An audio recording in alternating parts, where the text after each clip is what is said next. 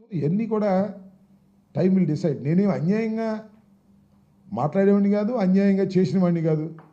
5 సంవత్సరాలు ప్రభుత్వంలో ఉన్నవాడిని నేను. సరే నా మీద ఏదో చేస్తున్నారు, చాలా కుట్రలు చేస్తున్నారు, ఎట్టబట్టుకుని నేను లోపలేద్దామని. నేను సిద్ధపడ్డాక ఇంకేం చేస్తాం? సిద్ధపడ్డాం. చాలామంది చేస్తున్నారు, అన్నీ నాకు తెలుసు. I know A police officer నా కోసం కేసులు పెట్టడం కోసం వెతుకుతున్నాడో నాకు తెలుసు.